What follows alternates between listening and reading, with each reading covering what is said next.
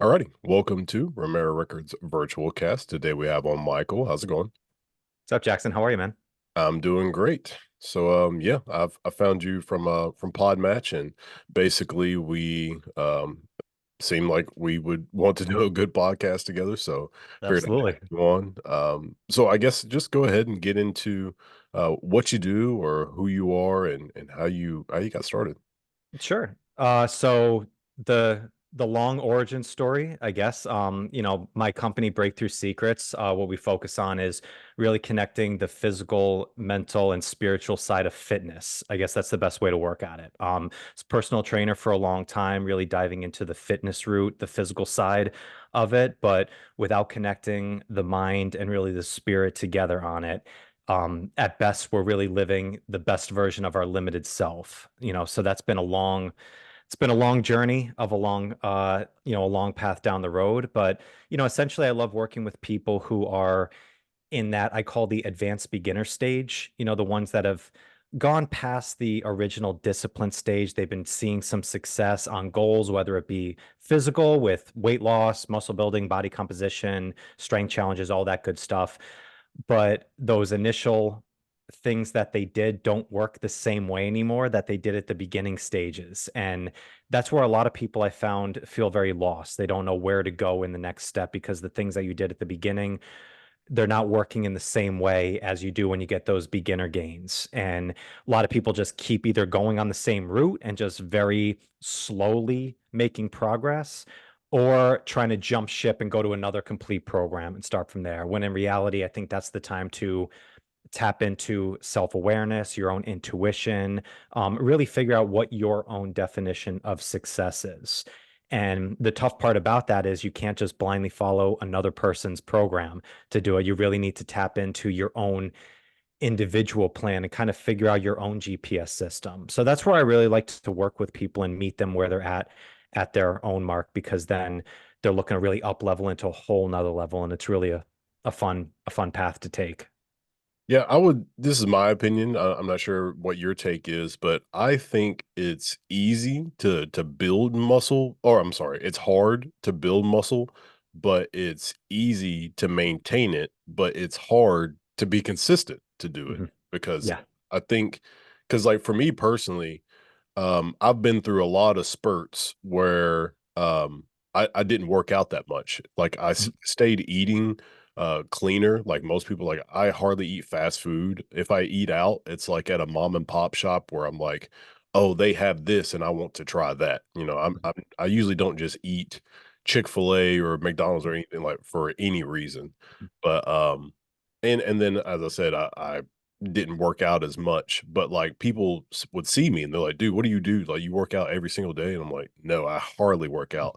It's because my body is just good at maintaining muscle. But to be consistent, as I just said, I didn't work out that much. I would like to, I just didn't. So that's the hard part, is to consistently uh be fit and to keep your body moving. And have you seen this amongst people that they just have that problem of just consistently uh put their body in motion? Yeah, it's there's kind of two threads on that, Jackson, that I usually think of. One is it's the finite versus infinite game, discrepancy. When most people are going into a fitness journey or personal development journey, they're looking at it in a finite game. Like, I have this goal I want to achieve. I want to lose 20 pounds, or I want to, look great for this wedding I'm going to, or on the business side, I want to make $100,000 or $1 million or so. There's a championship deadline that they have. Mm. So like they're aiming towards that specific goal, that specific deadline. Okay. So that's a finite game. And we see that all the time in any different, thing you can see, sports, all that type of stuff. But consistency for life, it's an infinite game. The goal is not to win. The goal is to keep playing. Mm. So when you're like, you don't, when you get in shape, you don't win at getting in shape.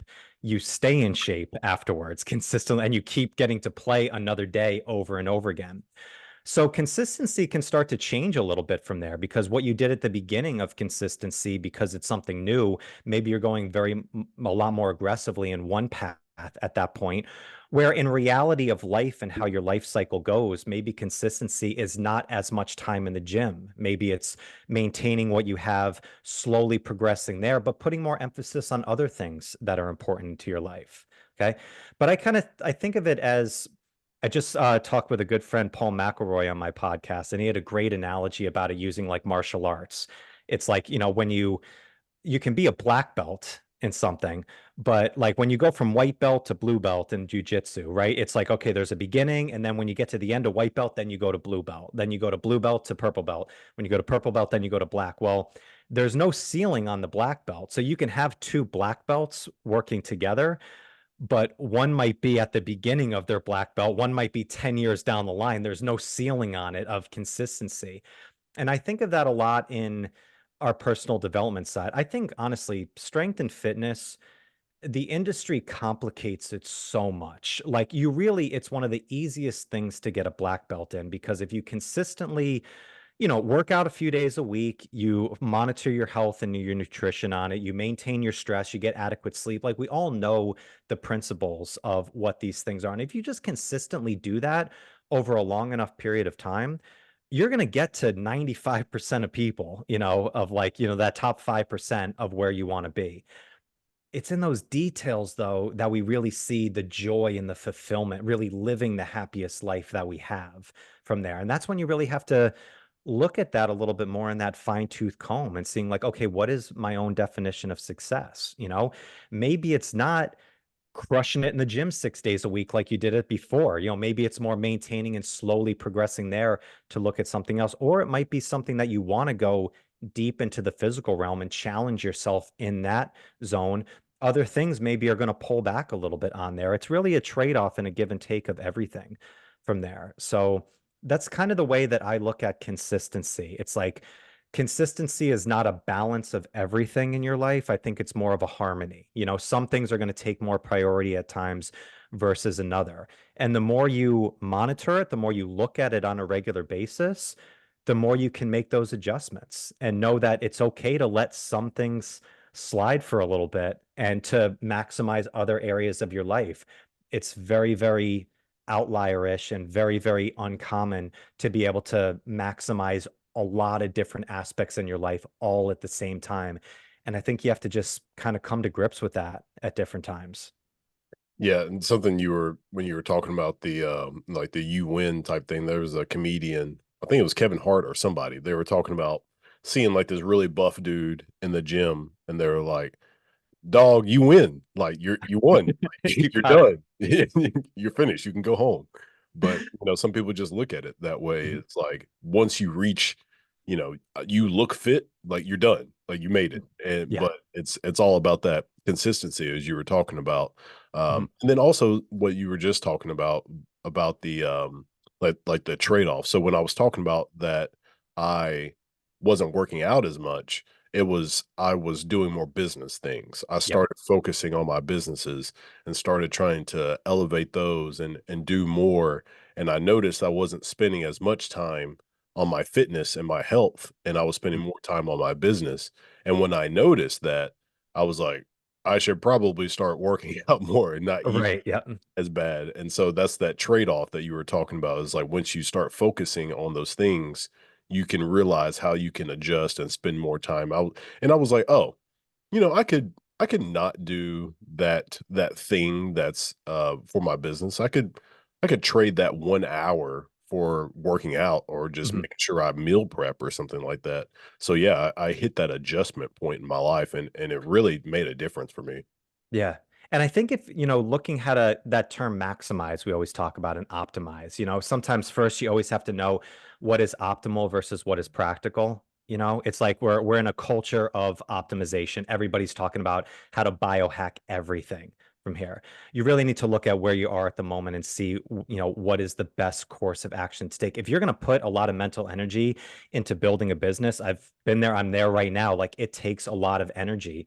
So if you're using a lot of that energy to crush out your body gains, you know that you're not going to have as much mental faculties in there. Maybe there is that sweet spot of still working out consistently, feeling good in your body, getting that in, and that elevates your mental energy at different spots.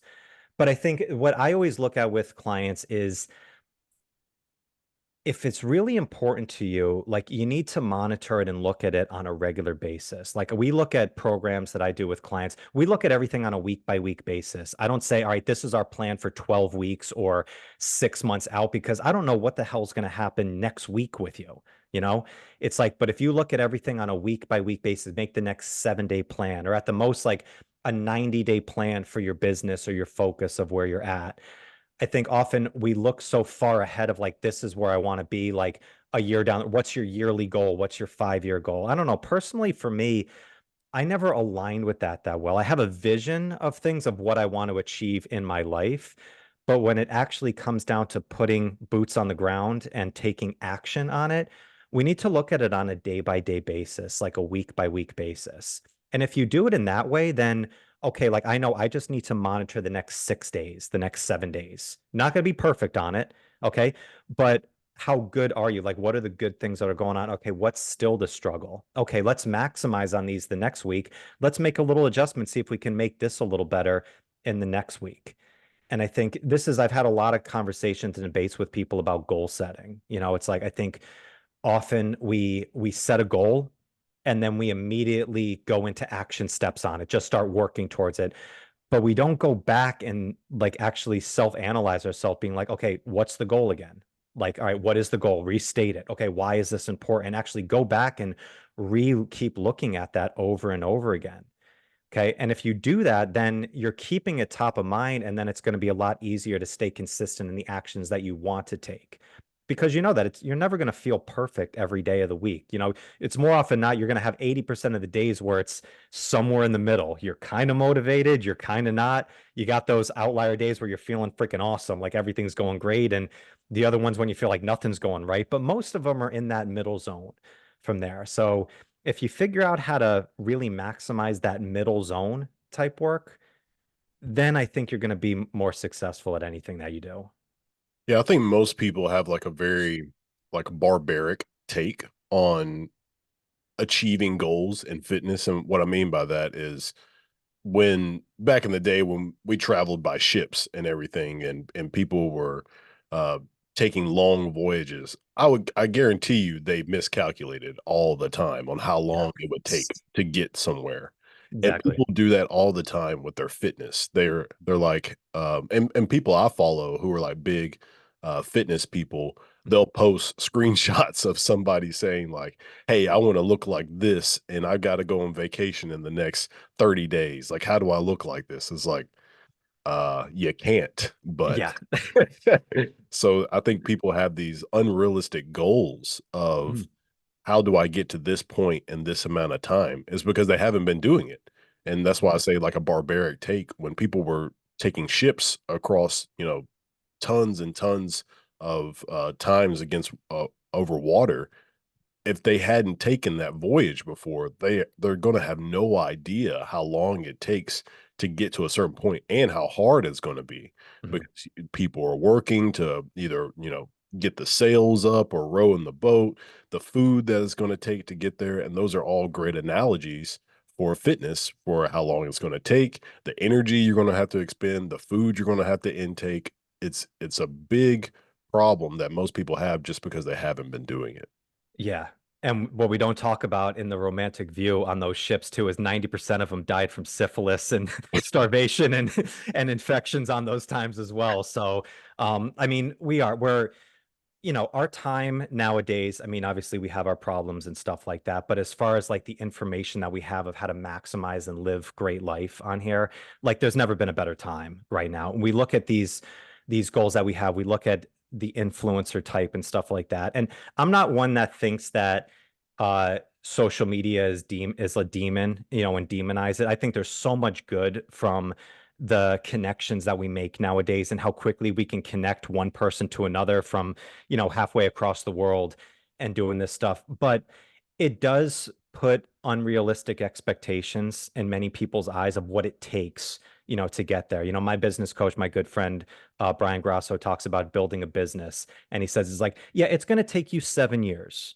It's like, I mean, everybody thinks like, oh, I can do it in a year. I can do it all, in this time. we don't see the journey. God, the universe, whatever you believe in and stuff. We'll get a glimpse of the vision, like this is where we want to go. They don't show the path for a reason because Mm. most people, if you see what it's actually going to take in that time, most people will just jump ship, be like, I don't want to do that. It's way too challenging. But we want to see the result. Kevin Hart, you put up a beautiful example. If you actually go see the journey that that guy had to take in order to become Kevin Hart in there, of he's got his hilarious stories of, doing stand up at crab fests and like, getting wings thrown at him and stuff like that, like doing all this stuff when he was nobody. He wasn't Kevin Hart yet. And then all of a sudden he blows up and everybody thinks, "Oh my God, this guy blew up," and ever. Yeah, it was 10 years of just eating shit over and over again afterwards. And to relay that on the fitness side of there, I think one of the other things, Jackson, though, I see is that everybody looks at this like you think it has to be this big struggle. Like you have to be every day, you have to be grinding it and have to be pushing it. Yeah, you need to work hard, but more so with consistency. If you just do like just a little bit of stuff over and over, I've seen it over and over again with people. Like if you go from zero doing nothing and you just consistently show up for 3 days a week for a year, it really is not going to matter what you're actually doing. Okay. You're probably doing enough of the good stuff that you're going to see significant changes that Mm. are going on. After that, then you can start really getting into the details. Now, obviously, I think there's better ways to do things than other. I'm in the Strong First community with hardstyle kettlebells. I think the system of strength is something that is fantastic to work with. There's a lot of garbage out there as well. But I think the debate about what is most optimal, what is the best way, I think does more harm than good for most people because it puts this fear of like, am I doing the right thing in? And most people then think, well, I don't know if I'm doing the right thing, so I'm not going to do anything. When in reality, it's like if you just do something every day and say, okay, how's this working? Go and check in on yourself a little bit each time. Is this going in the good direction or not? Okay, keep moving on it. Again, if you play the infinite game of just every day you just go in and you just, ante up your chips and you just play, you're going to get so much better after just time of just doing it, just by the sake of building volume. Then go into the details afterwards. So, anybody, I mean, if anybody's listening and they're thinking of starting this new journey, whether it be fitness, whether it be business, it's the easiest advice in the world. Just get started, just keep doing it every day. And then figure out the details and all the stuff that you need to do down the road, but build the habit up first. Then probably everything else is going to fall into the right place. Yeah, my wife is exactly what you just explained. Like she is such a like she wants to be a perfectionist all the time. So when she before she starts something, she wants to like know everything about it and all this kind of stuff. I'm just like, Rachel, just do it. Like you can figure all that other stuff out later. You might not even like it. You're going to spend all this time planning and then do it and then be like, I don't even like this. And I'm like, Yeah. you could have figured that out a long time ago if you just Mhm. started, and then you'd be like, "Oh, yeah, I don't like this," and then you could have saved yourself so much time. So yeah, Yeah. like just people, and I love what you said about the whole trying to people saying like this is best, whatever. Like I love doing different kinds of workouts. Like I've done I've been big into CrossFit, been big into bodybuilding. I went on a kick of just using kettlebells. Like I've done all those different things because they all are good practices. I even had a friend who was a power lifter or no, strongman. Um, Mhm. I did like strongman type stuff for a That's little fun while. stuff right there too. Yeah, and it's great because all those disciplines, if you do all of them, it shocks your body. Your body's like, "What are you doing right now?" And if you are able to constantly shock your body, then you're prepared for anything. Like this one guy was talking about, and I had to show my wife this because, as I said, she's a perfectionist. She wants like every rep to look perfect. Mhm. And this guy I saw on social media, he was talking about how like a lot of people always try to do their reps perfect, but when in life are you ever doing a rep perfectly? Like picking up groceries or your child is Mhm. running around, you having to catch them. Like nothing is ever perfect. So Mhm. why would you put yourself in scenarios where everything is going to be perfect? Sometimes you have to put yourself in an awkward scenario like strongman. Mhm. You have to pick up that awkward heavy ball and put it on something. Like it's never perfect. So make your body do things that it can adapt to, and it will allow you to have that longevity where you can work out for a long period of time because you're working on your joints and muscles and you're listening to what they're saying so that you can continue to be mobile in the Mhm. future. Yeah. It's interesting because I align with Rachel a lot more because that's what I was like for so long, of that perfectionist. Like I wanted to know so much about a specific niche down. And I think there's merit of going deep into one specific, avenue. But if you look at it in the macro on the whole, like I'm a, kettlebell expert. That's what I've been doing for, 13 years, very specifically on there. I think it's a great tool, but I learned more about kettlebell training when I went into body weight training, when I went into barbell training, of trying different things out. It's kind of like if you want to be the best basketball player and you're learning the sport, go play baseball, go play hockey, go try other different things. You're all trying to be a better athlete, you know? Then when you go back, you're going to learn more about just general athletics and competition by trying a bunch of different things. Then maybe you align with one thing more, than another, and maybe you put more energy into that. But if you try a few different things and you keep yourself open-minded into a lot of different things and just try other aspects, then it's that keeping yourself in a beginner mindset. It's like you never learn more than when you're a beginner. It's like that's when you get those biggest jumps from there. And then if you have a little bit of well-roundedness, it's only going to elevate the other things that are really important to you, really big on you. It's like building business. It's like, yeah, it's probably really good if you don't know anything about marketing to probably know something about it, Mm. and build that up, or sales or accounting, like all those different aspects of it. Maybe you don't need to be the expert at one specific thing. You have another person there to work it, but to at least know it and you can have that conversation and speak that language, it's only going to make you a more powerful person in your life. And I think that's where one of the things you talk about, like the best, I was always one of those people that I read everything. Like Mm. I was always looking for a new book. The last year and a half, I went back to just rereading old books that it had an impact on me, and finding more detail and going deeper into those. That was one thing that like made a huge impact because I always thought like, oh, there's more knowledge out there. I need to go read this book. Oh, this person recommended it on a podcast. I'm ordering it on Amazon as I'm going for a walk. But when I just went back and actually reread books that I, thought were really interesting, I got deeper into it and I got a better knowledge base behind it. So, yeah, it's don't need to be perfect on everything, just, kind of find, a few different avenues. So you being an expert in kettlebells and that's your focus, what led you to that? Because I'm kind of on the fence if people ask me what's the best way to work out.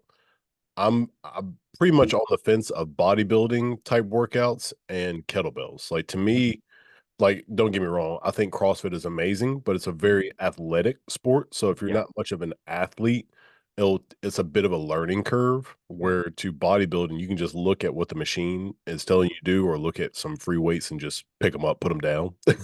And then same well with kettlebells, it is a bit of a learning curve, but Mhm. it's more functional and realistic. And I Yeah. don't know if you've seen this, it's like an old commercial or something as or video that was on social media that went viral, but it was like this old guy who he was practicing picking up a kettlebell and he was just working out, picking up a kettlebell. And I think The he's Christmas commercial, right? yes, yeah, and I think he's preparing to, like, pick up a child, Oh put them yeah. like a star on top of Yeah. a tree, and I was like, "This should be the light bulb for everybody." Like, pick up stuff like Oh kettlebells where it's yeah. functional, and it's not the most perfect workout, but it's, like, something that might be awkward, it's kettlebell's, like, that big, but you Yep. need to bend down to pick it up and do something, and that translates to picking up a child. Yeah. So anyways, all that to say, what led you to the kettlebell journey?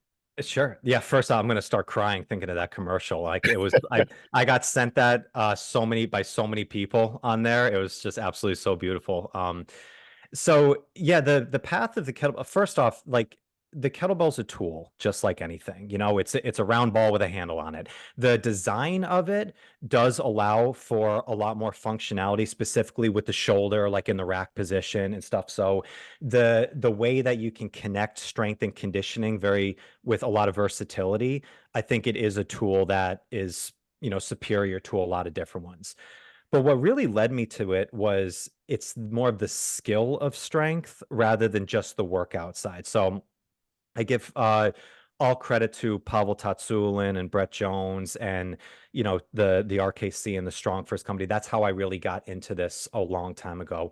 But my path really went more from the functional movement side. So in 2008 was I started my career as a personal trainer, and I went to a gym in my local area here in upstate New York, where a good friend of mine brought me in. I used to train for baseball, and I was did a lot of crush out workouts when I was in my 20s. It's like, you have just endless energy when you're 20 years old. So you can pretty much do anything. And I was in really great shape. And when I moved back here, I wanted to get, back into shape. I let myself go a little bit working at the restaurant.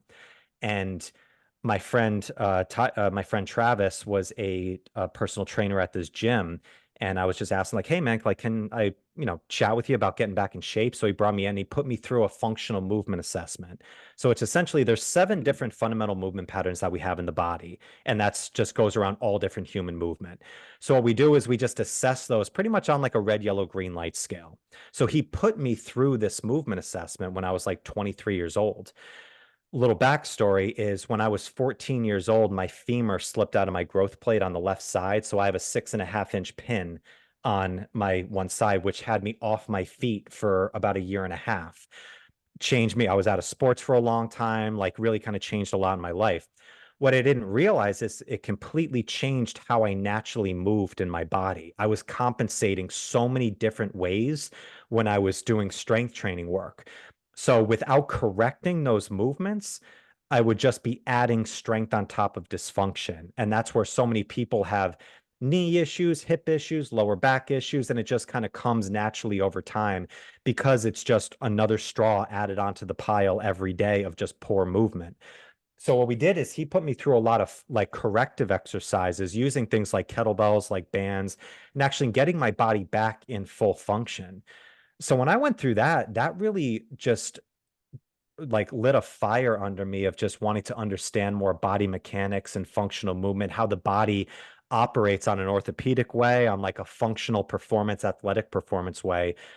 And from that time, I started, getting into some kettlebell work and some kettlebell training till I saw like Pavel's work, and he's this crazy bald Russian dude, bottom up pressing a kettlebell. The aesthetic of it was like, I want to look like that guy. And my coach and one of my great friends now, Brett Jones, came to the gym I was working at and did a FMS level 2 workshop in our spot. And at the time, he was a master RKC Russian kettlebell instructor with Pavel. So like one of the mornings before we were getting into the seminar, he was just playing around with some kettlebells with another guy, and I just went up. I was like, "Hey, can you check my kettlebell swing?" And in 7 minutes, he proceeded to annihilate me with like a 30-pound kettlebell. And like I was like, oh, I don't know anything about this world. Like there is such a depth of how to do these things properly and build a skill set up with it. And in my background of being a baseball player, like I always like the intricacies of like detail, like when you step in a batter's box, like how you just move your elbow a little bit different might change your swing, how you drive. So I always loved the little details of how to really like maximize the movement in order to hit a baseball. And I saw the same thing with kettlebell training. So signed up for the RKC, went through that system, and I've continuously progressed into being a strong first elite instructor, going into all the different systems of barbell and body weight. But what I loved about the kettlebell and the kettlebell training is you can do so minimal amount of movements to maximize your strength in your body.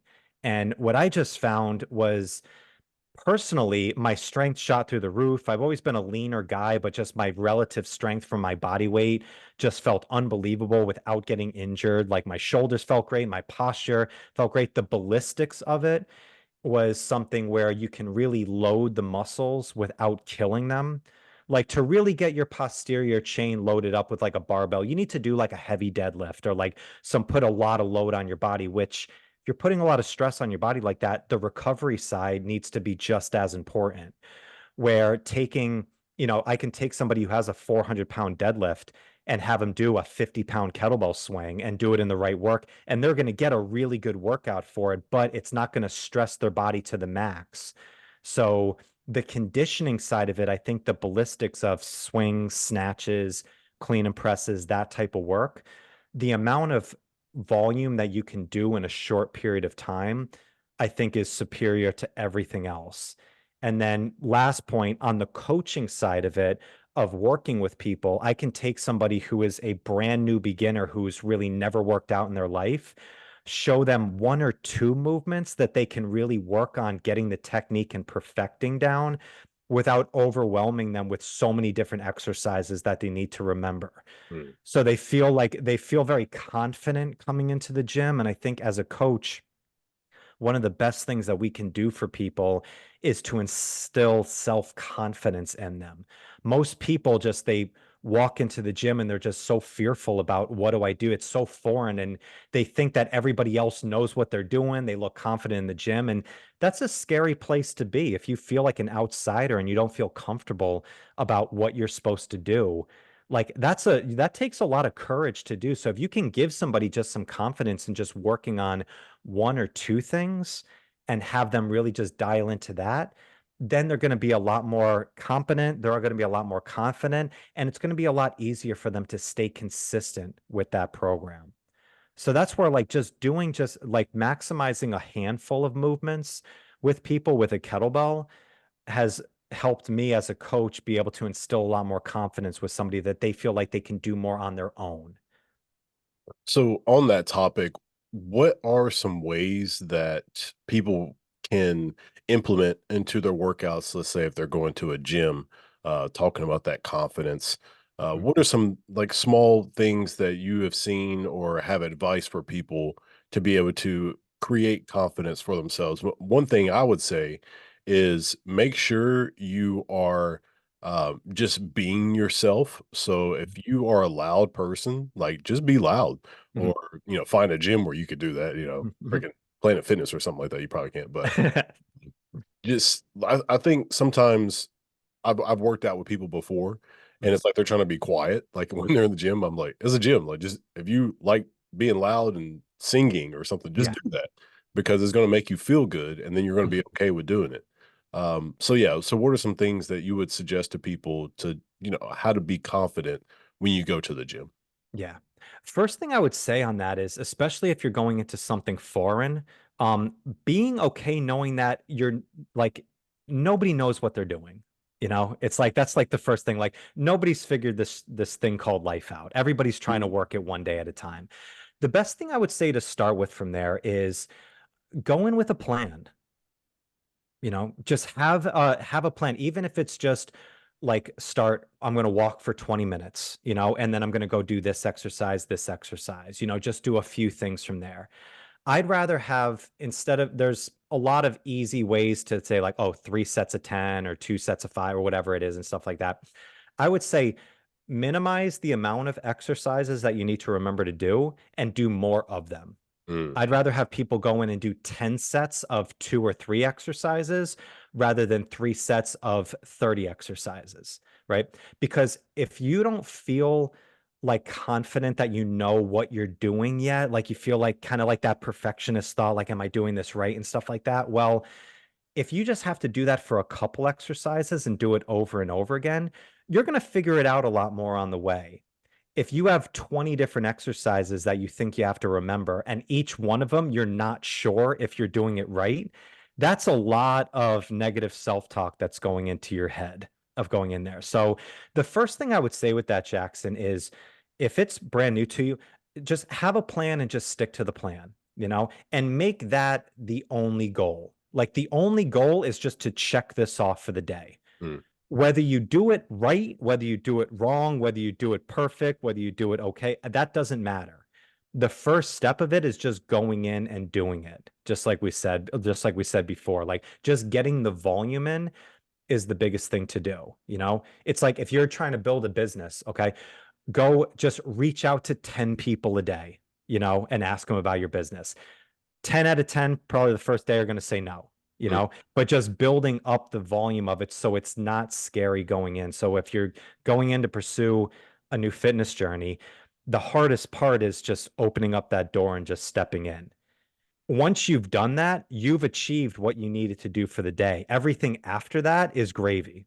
mm, And then once you get that down where it's not even a challenge anymore to open up the door, okay, now we go to the next thing. Okay, now we're going to try and maximize and push on this. And I think we have a big thing we don't talk about as much in our culture is the trust that when we say we're going to do something, we do it. mm, And I think we touched on it a little bit earlier about this like barbarian mentality of thinking like you need to do so many different things. Like I need to get my training in check. I need to get my nutrition in check. I need to get my sleep in check. All these different things. I need to do this. I need to do this. And if you start putting a goal to a bunch of different things for changes, well, even if you're going to miss on a few of those, so you're subconsciously telling yourself that what you say you're going to do, you don't hold as gospel. But one of the best things that you can do is that if you start to believe in your own word, that's why when I work with goals on people, we break it down to such the smallest step first of just being like, this is the non-negotiable. You're getting this done. Like, you know, if you're so sedentary that you're getting 1,000 steps a day in, okay. Well, all right, this week you're going to 3,000 steps. Is that great? No, it's not, but it's an improvement. Yeah, I need to get 10,000 steps in. Well, 1,000 to 10,000 is a huge jump. And I think there's this notion of like, oh, reach for the biggest thing. And then if even if you miss it, you still did much better, like on it. Like even if you get, I don't believe in that. I think that you're setting yourself up to keep reaching for something and saying it's okay to do 70%. mm, It's like I think if you set a goal that you know that you achieve over and over again, you're building this mindset in your head that when you say you're going to do something, you get it done. mm. And if you keep doing that over and over again, then eventually down the road, when you say, okay, this is my goal, you've already built up 6 months or a year of when you say you set a goal, you get it done. And I think that's something that if you have that, that's really, I think, where self-confidence comes from. It's just from over and over again doing what you said you're going to do.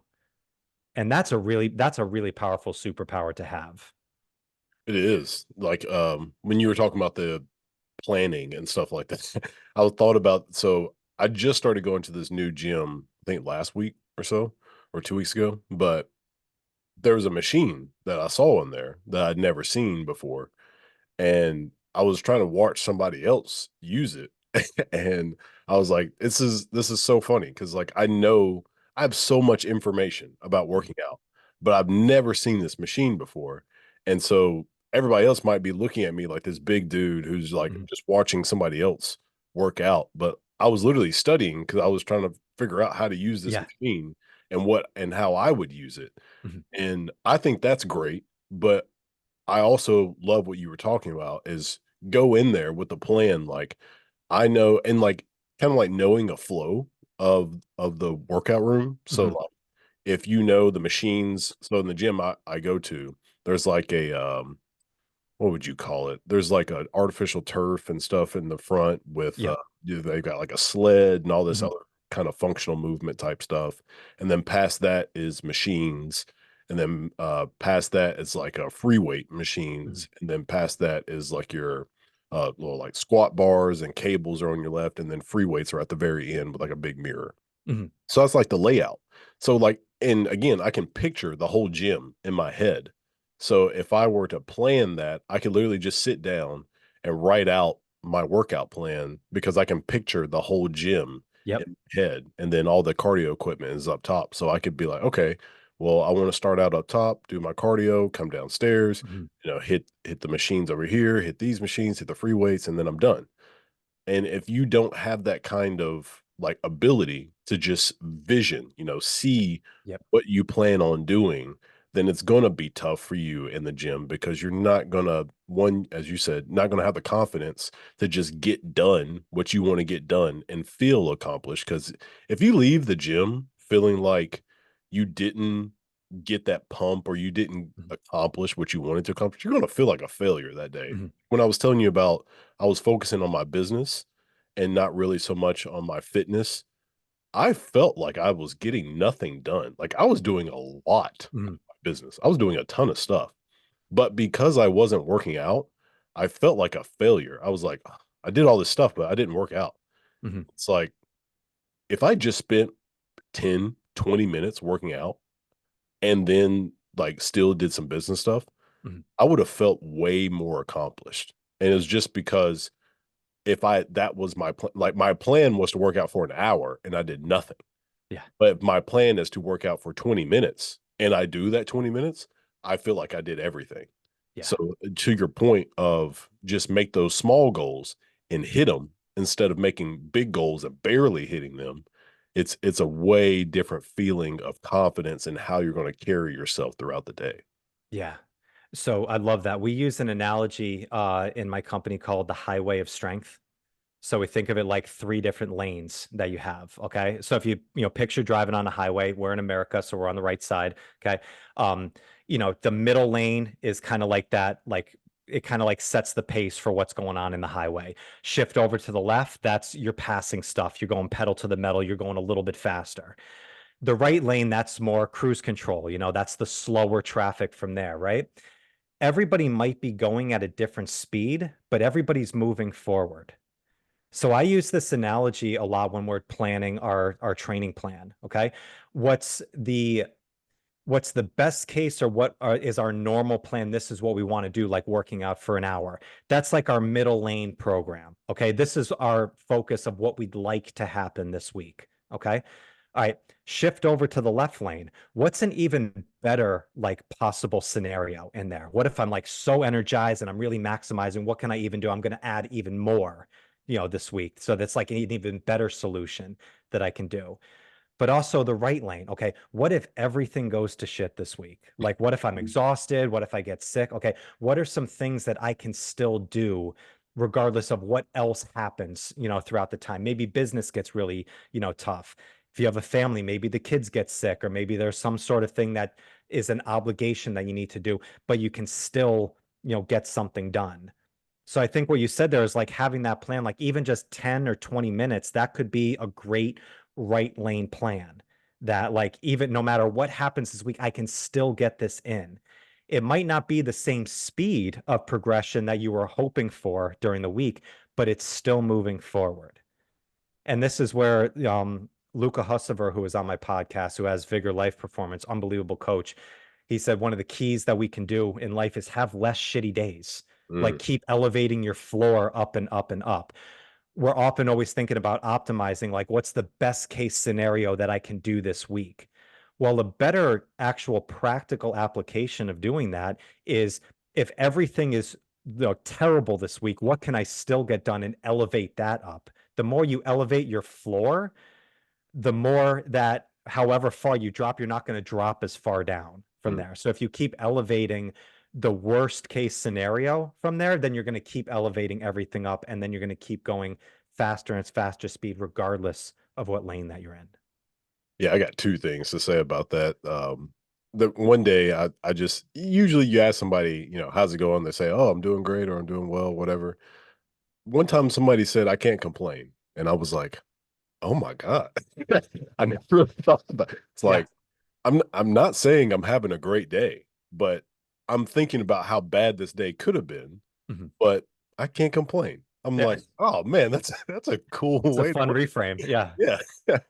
But, also dang, I almost forgot what the other thing I was gonna say, but yeah, it's just, looking at things in a different way of oh, that's what it was. So, another thing that somebody said that really changed my mindset was they were talking about how some people can be afraid of success. I was like, "There's no way, like, how people gonna be afraid of success?" But then I thought about it, I'm like, "Oh, if you do something and you do it really well, that's the new standard. Like if people see you do something great, that can be terrifying because now they know you as the person who can do this thing great.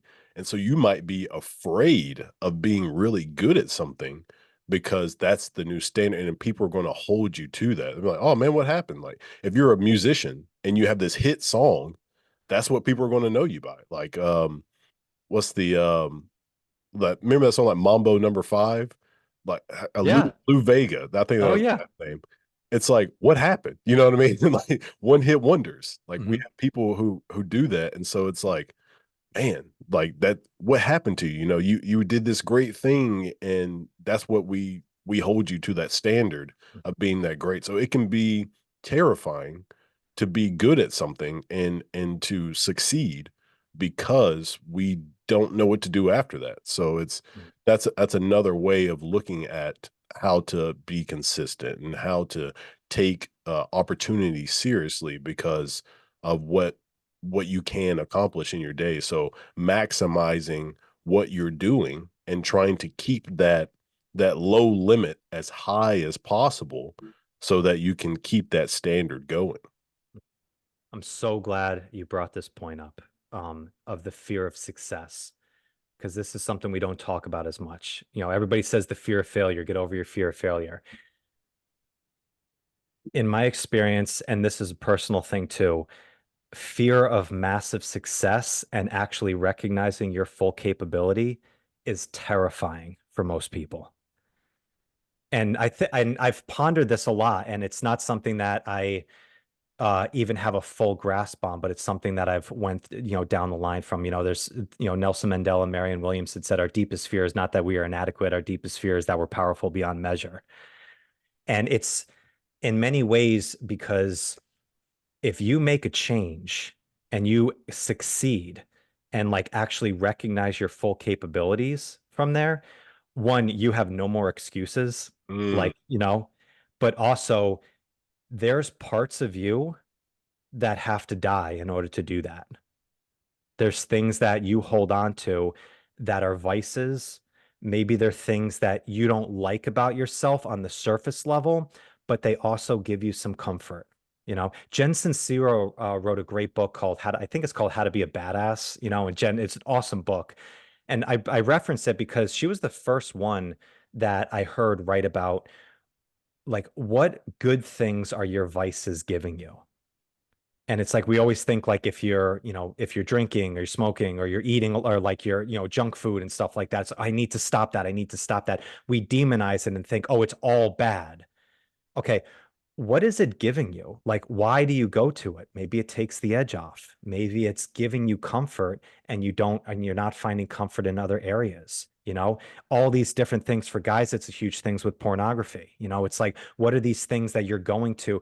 What is the feeling that you're getting from that? Because it's giving you something that you want. If you don't recognize those pieces and then trade that for something else that's going to give you a similar feeling on that, then you always go back to those old habits. mm, But I think when you do that, it's confronting those shadows that you have and recognizing that, yeah, you need to say goodbye to those things. You need to say goodbye to pieces of yourself.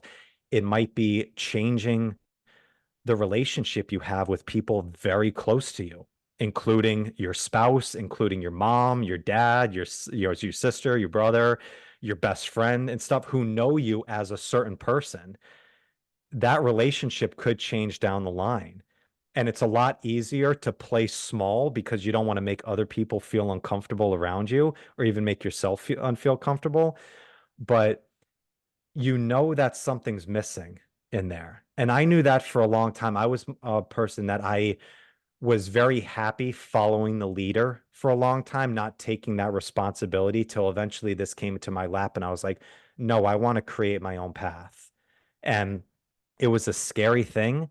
And honestly, Jackson, I spent a couple years of just kind of plodding along the line, like doing okay, doing fine, like everything's going fine. Like I'll be fine no matter. I have enough experience in what I do. I have enough knowledge that I can always keep myself afloat. But then you actually had to be like, okay, yeah, I'm fine, but is fine what I want? Mm, Because if I keep doing what I'm doing, I'm going to keep being fine. I'll be okay. I'll be mediocre. mm. And that's like, oh shit, like, yeah, if I keep doing this, this is my life. This is what I want to do. Okay, well, I want more from this. Okay, I need to make some changes.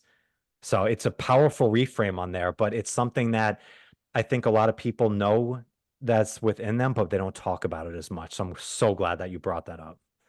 Yeah, I found a Dr. Seuss quote where he said, this is the funniest, most, humbling quote that I probably ever heard, and it says, "You're in great shape for the shape that you're in."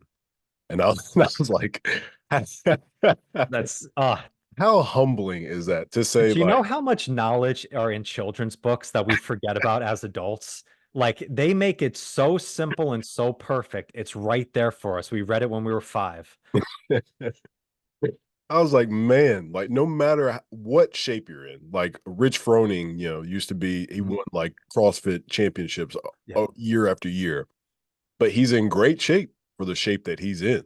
Yeah. Like, if that's his best, alright, cool. That Yeah. he's in great shape for the shape that he's in. So, Mhm. no matter where you're at, it's like a humbling quote to think to yourself like, "Oh, is this my best? Like, is this the best I'm ever going to accomplish? Is this all I'm ever gonna do?" So, it's Yeah. it's just a great way to think about, like, is this like you said, like, is this what I want? Like, I'm doing fine, but is fine all I want? Is this all I ever feel like doing? Yeah. Yeah. Jesse Elder had a great quote that about a healthy man. He said, a healthy man is a fulfilled man who is never fully satisfied. Mm, And I pondered that for a bit because I think Ed Milet coined the phrase living blissfully dissatisfied, which I think is so powerful. It's taking 80% of your time of being grateful for the exact position that you're in at this moment, and the other 20% kicking yourself in the ass to continuously progress over and over again. Because it's true. And I think it's a hard thing, I think, for anybody, but specifically for men. We have this innate nature to be a protector, to be a provider, to excel, to have ambition and stuff. So it's harder sometimes to sit back and to like be happy with who you are at the moment because you're always looking for how can I be better on this. When you do sit back and be like, okay, this is where you're at the moment, like, and that's totally fine. And kind of bringing it back into some of the work on fitness, so many conversations. I've had probably, I think, 3,900 different initial assessments with people over my career. And in that time, most of the conversations always go of this is what I don't have in my life. Like, this is where I want to go. But 99% of them don't actually know where they are at the moment. They might be afraid to step on the scale and actually see where their weight at. Okay, how do they move and stuff? So we keep ourselves in this unknown because it's scary for a minute. But as soon as you actually see, okay, this is where you are at this moment. Like this is how you move. This is where we're at. Okay. Now all of a sudden it's not scary anymore. It's like seeing the shark in Jaws. The scariest part was when you didn't see the shark. yeah. But once you actually like take stock of being like, okay, this is where you are at this time, you see the body language change in people. The shoulders drop down. It's like, okay, I faced where I am right now and I'm still okay. I'm still alive. Then you can work in it. So kind of another point is know where you are. Like be okay with analyzing without self-criticism and self-judgment. If you actually go in, if everybody just took one day a week just for 30 minutes and just analyze, okay, this is what I did this week. This is what went really well. This is where I struggled. Not criticizing yourself. Oh, I didn't do this. I suck. Like I need to do better at this. No, just be like, okay, this is where I faltered this week. Okay, how can I do this next week of going in? If you just do that, like you're going to have such a stronger plan of going into like being proactive rather than reactive throughout the week. And if you always see just like one step ahead, I honestly think, Jackson, I think that's like the secret sauce, for all of us, of just working it one step at a time.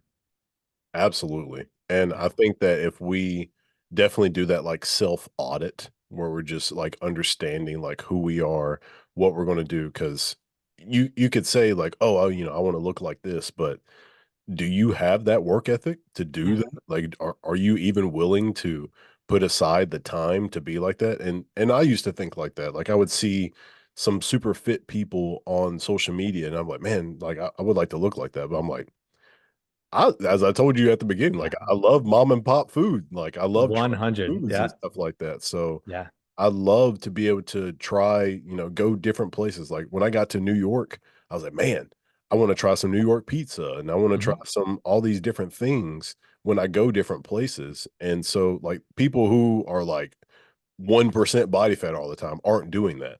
So I think you have to just be self-aware and that helped me. I was like, oh, I'm not going to look like that because I don't have those priorities in my Mhm. life. Those are not my priorities. So, anyways, yeah, that I think that that's important for people to do. But Yeah.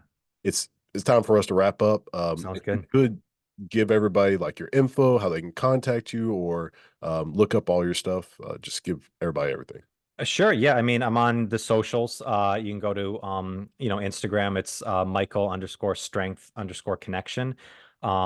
You can check out the podcast, the Strength Connection podcast. In there, I do 2 episodes a week that I roll in.